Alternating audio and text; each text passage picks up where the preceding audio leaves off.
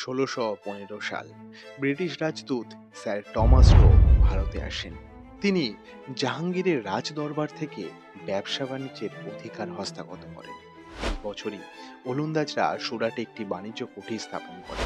এরপর 1625 সালে চুঁচুড়ায়, 1632 সালে গোলকুন্ডার শাসকের থেকে ইস্ট ইন্ডিয়া কোম্পানি গোল্ডেন ফরমান লাভ করে এবং 1634-এ বাংলায় ব্যবসার জন্য ফরমান লাভ করে।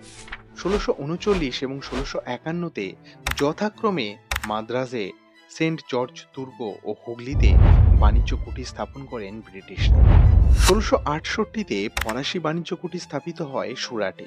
এইভাবেই ধীরে ধীরে সারা ভারতবর্ষের বুকে নিজেদের আধিপত্য স্থাপনের বীজ বপন করতে শুরু করে বিদেশি শক্তিগুলো।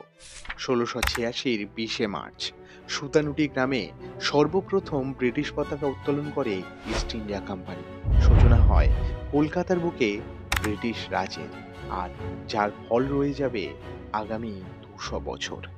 এই বছরের 28শে অক্টোবর ব্রিটিশ সেনাদের সাথে মুঘল সেনাদের খণ্ডযুদ্ধ হয় হুগলির বাজারে।